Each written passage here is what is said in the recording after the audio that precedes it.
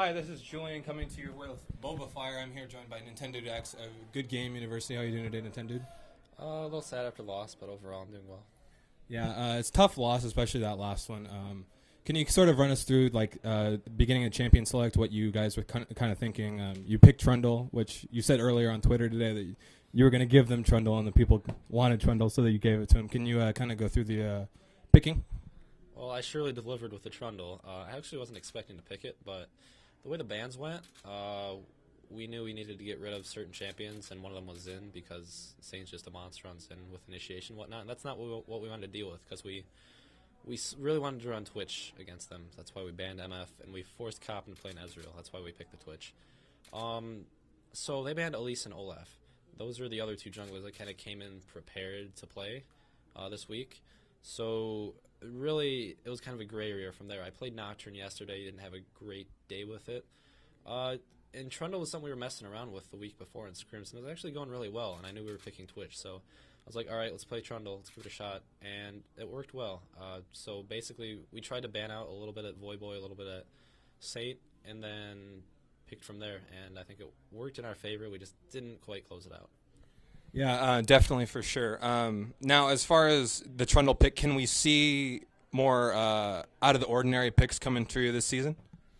Yeah, I definitely think so. I think as the season goes on, I think more teams will follow on to, well, they're not used to seeing this pick. Well, that would be a great opportunity to win. I think that's kind of happened with Trundle. I remember distinctly one of the fights near Saint was chasing us down mid, and we had Twitch coming up, and he just kind of jumped in without his team, and I just pillared the back line. So they had a lot of trouble following up, and by the time their team followed up, Twitch was already in position. They're stuck behind the pillar, and we had a great spray and pray off, and we destroyed the team fight. So really out of the ordinary picks. People aren't used to it. They're not used to certain CCs and whatnot. So I think we'll definitely see more, especially out of me. Great to hear.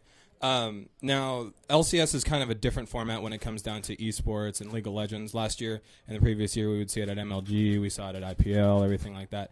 Do you sort of like the league or year-long season that Riot's sort of putting on, as opposed to the previous way it used to run with everything like at live events? Does that actually work better for you, or is it worse, or can you give us something related to that? I think I'll determine whether I like it or not depending on how, as the weeks go on. I think either teams are going to get really tired, and it's going to be teams are going to play a lot worse if it's a week-by-week basis, or they'll really embrace it and love it and like start busting out new stuff every week, which is what I hope it does. I, for one, don't really like the tournament every month or 2 months type thing. I think it's more fun on a weekly basis, see something fresh. I think as a team we're better on that. I think it's a good idea by Riot, and I hope it succeeds. And so far, I like it. Yeah. Now, when it comes down to everything, like as far as your team comps and overall throughout the entire team, who does the majority of the play calling? Is it you, or is it everybody else, or is it more of like a whole team sort of situation? It's kind of a whole team situation. Shifter and Anjo, they're kind of newer to the team, so Shifter is kind of getting into making some calls, but most of them usually come out of early game, at least me and Mash. As mid-game comes along, Zion tends to make more calls. It's really me, Zion, and Mash, and us following through and trusting the calls, which I think has lately been working in our favor. Do you think your new team lineup is synergizing well from the old team dynamic, sort of drifting out of team dynamic into GGU? I am definitely really happy with this lineup. The potential is just incredible here, and I just can't wait to just get, as a team, just get great, because I know there's some team play mistakes we made that game against Curse. If we can buff those out, we'll be an amazing team.